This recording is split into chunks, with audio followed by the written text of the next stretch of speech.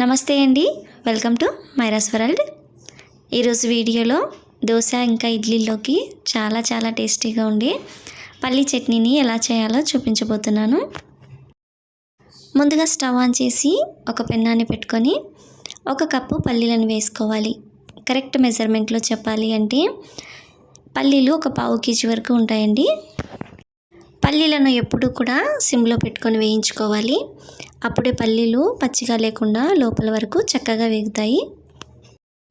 పల్లీలు బాగా వేగిన తర్వాత ఇప్పుడు వీటిని ఒక ప్లేట్లోకి తీసుకొని పక్కన పెట్టుకోవాలి.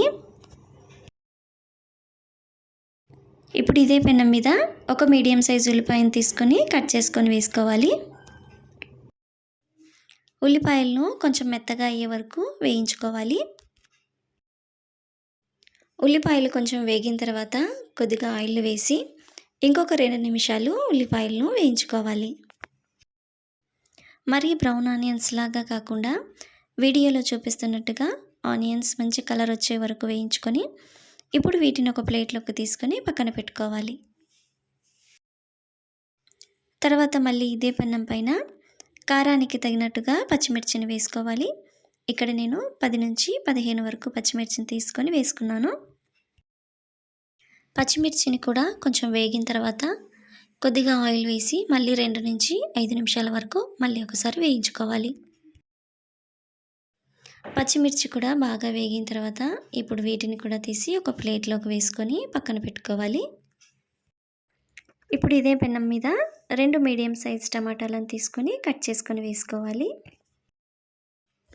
ప్రతి పార్ట్ కూడా చక్కగా వేగేలాగా వీడియోలో చూపిస్తున్నట్టుగా కదుపుతూ టమాటాలను వేయించుకోవాలి. టమాటాలు కొంచెం మగ్గిన తర్వాత ఇందులో 1 టేబుల్ స్పూన్ వరకు ఆయిల్ని వేసుకొని మళ్ళీ ఒక 2 నిమిషాలు టమాటాలను వేయించుకోవాలి. ఇప్పుడు కొద్దిగా చింతపండును వేసి ఇంకొక 2 నిమిషాలు చింతపండును వేయించుకోవాలి. ఇప్పుడు ఈ టమాటాలను కూడా ఒక ప్లేట్లోకి తీసుకొని పక్కన పెట్టుకోవాలి. ఇప్పుడు వేయించుకున్న ఉల్లిపాయలు, పచ్చిమిర్చి, టమాటాలు విడివిడిగా వేయించుకుంటేనే చక్కగా వేగుతాయి కాబట్టి చట్నీకి చాలా మంచి టేస్ట్ వస్తుందండి. ఇప్పుడు ఈ మూడింటిని పూర్తిగా చల్లారే వరకు పక్కన పెట్టుకోవాలి.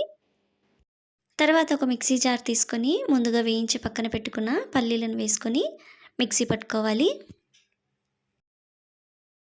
పల్లీలను మిక్సీ పట్టుకున్న తర్వాత వేయించి పక్కన పెట్టుకున్న టమాటాలు, పచ్చిమిర్చి అలాగే ఉల్లిపాయలను కూడా వేసుకోవాలి. తర్వాత ఇందులో రుచికి సరిపడా ఉప్పు, తగినన్ని నీళ్ళను వేసుకొని మిక్సీ పట్టుకోవాలి. నీళ్ళను మొత్తం ఒకేసారి వేయకుండా కొద్దిగా మాత్రమే వేసి మిక్సీ పట్టుకొని తర్వాత చట్నీ కన్సిస్టెన్సీని చెక్ చేసుకొని తగినన్ని నీళ్ళను వేసి మళ్ళీ ఒకసారి మిక్సీ పట్టుకుంటే సరిపోతుందండి. ఇప్పుడు ఇందులో తాలింపు వేసుకోవడమే. తాలింపు కోసం స్టవ్ ఆన్ చేసి తాలింపు గరిటెను పెట్టుకొని 1 టేబుల్ స్పూన్ ఆయిల్ని వేసుకోవాలి. ఆయిల్ హీట్ అయిన తర్వాత 1 టీ స్పూన్ శనగపప్పు, 1 టీ స్పూన్ తాలింపు గింజలు, కొద్దిగా కరివేపాకు అలాగే కొద్దిగా ఎండుమిర్చిని కూడా వేసి తాలింపు వేసుకోవాలి.